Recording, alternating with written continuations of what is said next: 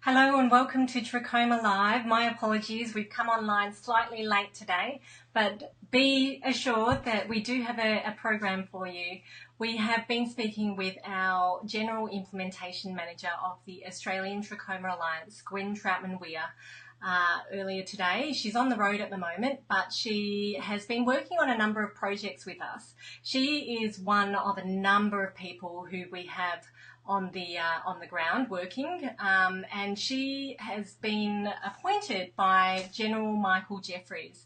Now, I'll give you a little bit of background on this because a lot of people are quite unaware that one of the very unknown trachoma champions in the world is actually our head of state, Queen Elizabeth. And Queen Elizabeth would like to see the end of trachoma in 19 of her Commonwealth countries across the world by 2020. So what she has done is provided funding and appointed the former Governor-General Michael Jeffrey to Australia to be the chairman of the Australian Trachoma Alliance. Now, you've heard about the Australian Trachoma Alliance from our directors and from some of our earlier speakers, but it is an alliance of organisations in Australia working very hard to see the elimination of trachoma by 2020.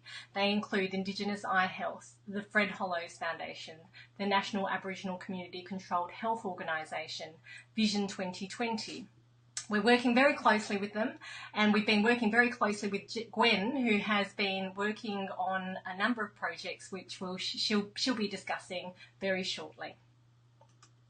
Thank you, Gwen, for joining us. I know you're on the road at the moment, but we're so appreciative that you're able to spare the next 10 minutes or so talking about all the great work that you've been doing as part of the Australian Trachoma Alliance over the last year or so.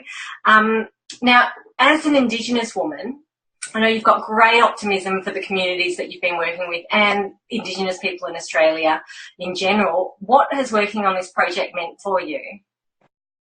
I think one of the biggest things is validation that people listen to you. I think that living the experiences every day, we can actually put across our point of view, and we know what will and won't work and why.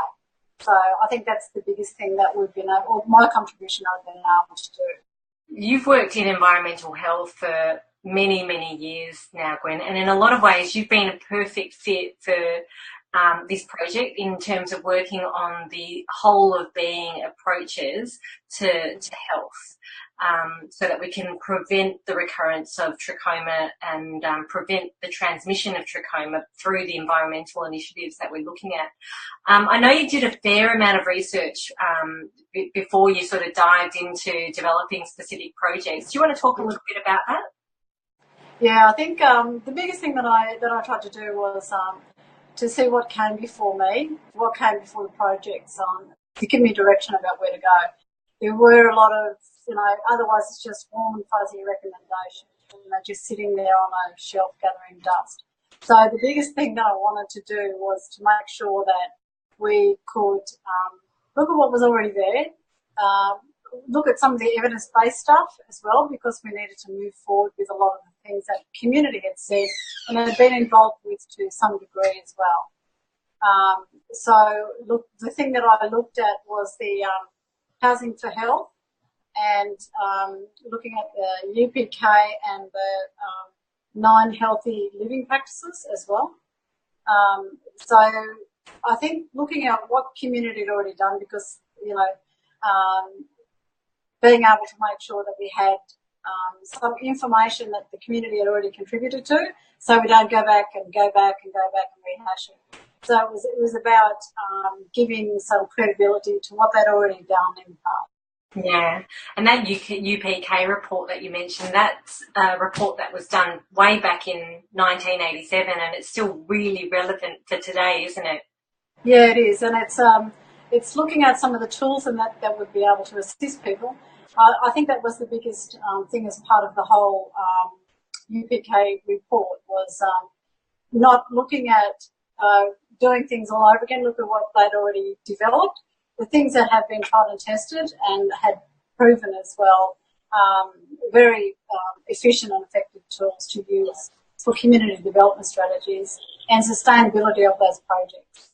One of the projects that you initiated was the soap making workshops. Can you tell us a bit about those? B1 was about the washing people, and one of the things was soap making workshops. So looking at some of the positives around that was to assist communities, give them the opportunity to talk about, in a non-threatening environment, about some of the issues around how the community can participate in healthy hygiene practices, but in an indirect way. So one of the things that we've done in the past was talk directly to people in communities, and it's not about you should do this, it's about, okay, let's look at this, but also giving us the backdrop of the community action plan as well.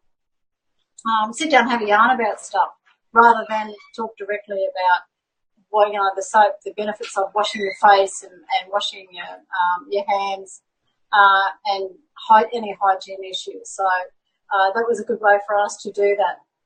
Yeah, because it's not really easy to talk to people about being clean, is it? You really have to create the right environment where these issues can be discussed. Yeah, and that was the soap making workshops that we've already done 2 of have been really successful in that, because, you know, a couple of people were there and they've never made soap before, and it's an easy way to make soap. It's a practical way of doing it. So, but also it's giving the community some skills to either go on to enterprise or do anything else later. But just a fun way to sit and have a yarn about other things that pertain to their community. Yeah. And so tell us how many women or people you attracted to these workshops that you held.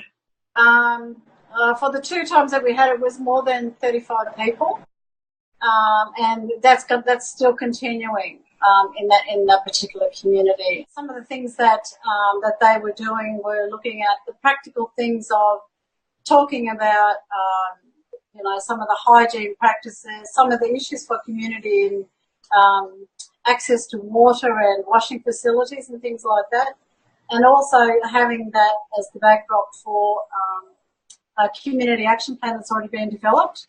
So it gives us a guideline for that as well. The other project that you've been working on that relates to cleaning oneself is the Chamois for Kids project. Tell us a bit about that, Gwen. So it was looking at first of all, I observed the kids doing their face washing, and I found that they were doing it, but in the school at certain times of the day, but they were sharing the face washes. So, and the face washes were normal face washes that we have in our homes anyway.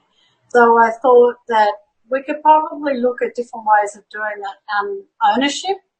And them being responsible for being able to make sure that that washer is just for them. So the idea was to get enough for 2 washers for each child that attended, and there's a floating population that come and go in this particular community as well that we wanted to pilot in. So we did an introduction education day with the kids and the support people in the school as well. And that was really fun. So they made it fun, and they even, you know, they know all the messages and everything else, but they weren't getting that particular message that not to share. They were doing everything, but not to share. So giving ownership of each of those washes for each of those children means that it's only them that can use that. Yeah, because there was a bit of a gap really there, wasn't there? That, you know, they were receiving the education, they were receiving the messages, they were cleaning their faces, but in doing so, in the way that you talk about, it was in a way that would probably spread the infection rather than prevent the infection. Yeah, and that was probably a bit of a wake-up call for us to look at that, how we review that as well. So the project is a pilot project as well, but it will be reviewed to see if those practices are carried through, what they look like, and if they need to be adjusted down the track. So that will be a main part of that as well. So it's not just, yeah, we'll just put it there and just leave it, it'll be right. It doesn't work like that. So, yeah. Yeah. And tell us about the third project you've been working on, which relates to, I think, B2 of the UPK report. It's about washing clothes and bedding. One of the big things that in communities is people have power cards, or they don't have power. They don't have a washing machine. And not all communities have a communal washing area or laundry as well. So looking at all of those, I looked at what else could be there. And when I first went to work in that area back in 1982-83, I noticed that there was they were just manual washing machines that looked like a little turbine or a little cement mixer that was very small, but you could still fit a sheet in that. Some of the benefits, like I said, are that it's mobile. You can take it, you can move it around. Not costly to repair, less moving parts as well. Doesn't need electricity. Uses less water and no electricity as well. That is a big thing in those. But also can be used discreetly. So in some communities where you have young people, they don't want to wash their underwear, their smalls in with a lot of other people's stuff. So this way they can actually do a few things together by themselves and, hang it out and have it done that way. Gwen, how does the washing machine relate to trachoma? Can you talk a little bit about the thinking behind that as an Indigenous person thinking, look, this is going to target trachoma elimination? Yeah. So directly, it will have no effect. Indirectly, the way that we have to work with primary health care and holistic health, the environmental health strategies need to come into play for sustainability. So it's not about the statistics and the presence of or the elimination of the disease. It's about putting things into place that are sustainable down the track so that the community can have ownership of that and then we can work with that a whole lot more effectively. So, yes, indirectly, this is another way that we have to do things in community. Directly, it may not have an effect, but indirectly, it'll actually match in with everything else and falls into line. When we talk about primary health care, holistic health, the presence or elimination of a disease, that's not Aboriginal communities. We need to have it holistic. We need to think about everything. We need to think further down the track. Unfortunately, you're moving on at the moment, aren't you? I'm just relocating back to Dubbo to be with family. For all of you people out there who knows what it's like to work away from family. Thank you so much, Gwen, for joining us. We wish you all the best in the rest of your journey back to Dubbo and also just in your family life. I've really enjoyed working with you. You've been delightful, you've been authentic, you've been absolutely genuine. You have so much integrity in the work that you do. Thank you so much, Gwen. Thank you, Lien. So that was Gwen Troutman-Weir. She unfortunately is moving on back to Dubbo, but we are still working with quite a number of stakeholders down in up in Alice Springs, I should say, and around South Australia and Western Australia. These are the 3 states and territories where trachoma is still potentially endemic. There are at-risk communities out there, and so we are working with the communities to develop projects. Most of the projects that we roll out are actually pilots to begin with, and we do this so that we aren't wasting a lot of money implementing a huge strategy only to realise at the end that there are huge improvements that need to be made. So earlier in 2016, I think, we ran a small pilot with Nanapa Health in South Australia on whether mirror tiles would work. And Kerry described these mirrors to you in yesterday's broadcast with the directors. Mirrors are essential really in self-care, and it was quite a surprise to us that mirrors weren't apparent in community. They weren't a common household item. So we agreed to fund a pilot. A pilot was rolled out and there was fantastic positive feedback from the community.